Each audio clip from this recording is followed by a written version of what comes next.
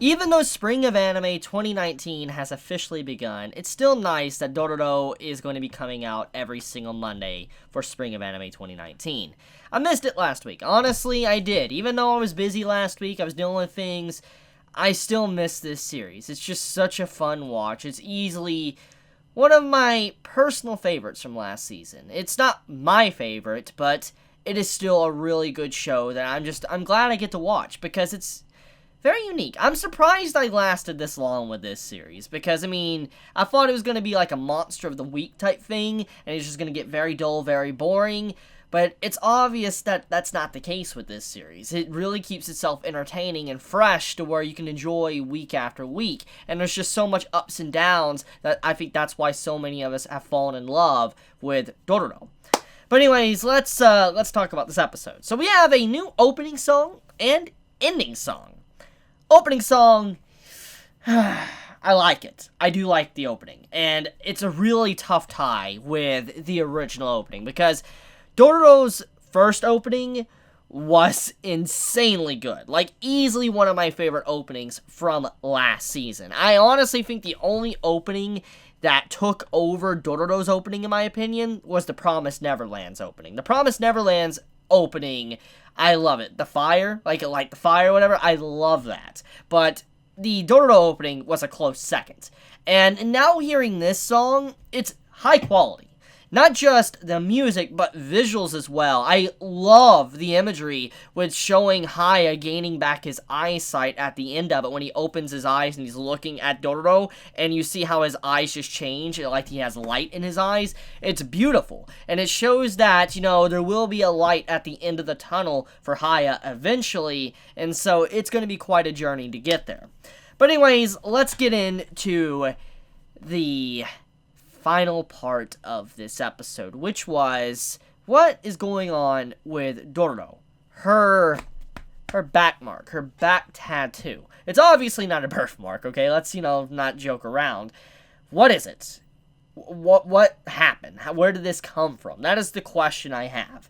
Now, judging by the way she was reacting, it doesn't seem like it is something that appeared out of nowhere. It is possible maybe because she was just so embarrassed that she just doesn't know. She can't really see it. So maybe that's the reason why she wasn't freaking out too much about it. But there is a possibility that that tattoo or whatever it is has been around for a long while. And if that is the case, if there's anything I know about tattoos, especially on the back, usually it means you're affiliated with an organization. And especially in Japan, there's a lot of shows you could see, or manga, when you see someone that's affiliated with like the mafia / yakuza, usually they have tattoos all over their back and slightly going down their arm. And usually you cannot go into a bathhouse with something like that because it stands out. You are obviously a mafia member. And that's kind of what made that so relevant in, one of the last episodes of Domestic Girlfriend, when you saw that one character that went into the bathhouse with Natsuo and had the back tattoos that showed that he was, a yakuza. That's what stood out. And so as soon as I saw Dororo's marks on her back, I instantly thought of that. I'm like, is she affiliated with some form of organization? And only a couple things really stand out to me. The only thing that I think she could be affiliated with. Either because of her birth, where she came from, for instance, the group she was a part of with her father and mother, she might have gotten a back tattoo then. That's a possibility.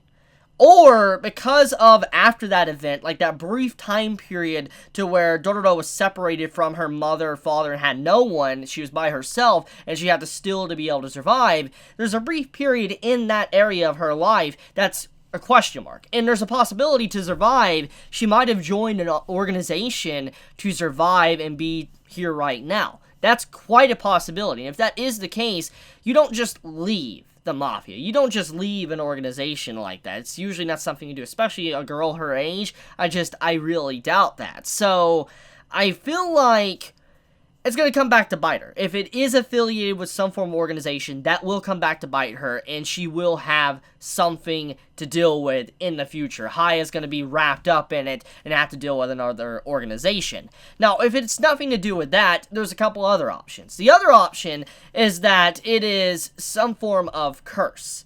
This is possible, because we do know that curses technically do exist in this series. We do know that someone can literally have everything taken away from them by their own parents, and they are forced to either live on like a shell of what they once were, or they die.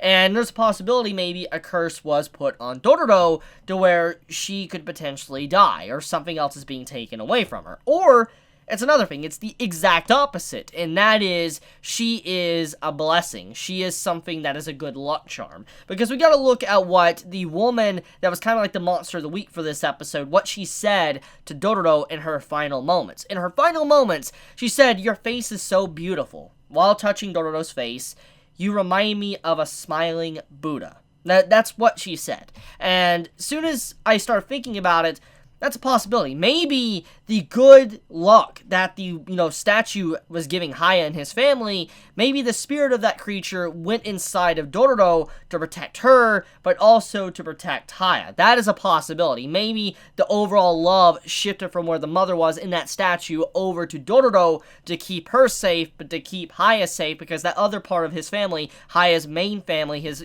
brother, mother, and father, have forsaken Buddha itself. So I feel like that's what's going on here. It would fit perfectly, and I feel like that is what the mark means. It's probably something like a good luck charm, or it could be organization. That's the two things I think it possibly is.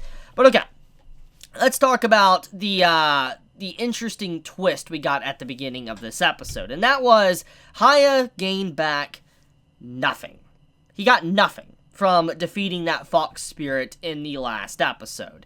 Now, what does this mean? Well, it means that not every encounter that Haya gets in is going to end up giving him some form of body part back. So this means that there's going to be many fights in the series that we're going to have to when Haya, has to fight tooth and claw, like just go in, he might not get anything out of it. He, in fact, might lose stuff instead of gaining anything, and, nobody wins in the end. So I feel like the reveal that there is definitely demons he can fight, and that won't give him anything. I mean, this has kind of been common knowledge for a while, yes, but I mean, just seeing how he defeated that demon, which was protecting Daigo's territory, and it didn't give him anything back, it means that there's going to probably be a lot of fights where Haya just won't gain anything. And it's probably going to be a little bit until he gains something. Because the last things he really needs to gain, from what I can see, is his eyesight, his limbs, and that's pretty much about it. Everything else he kind of has. So I feel like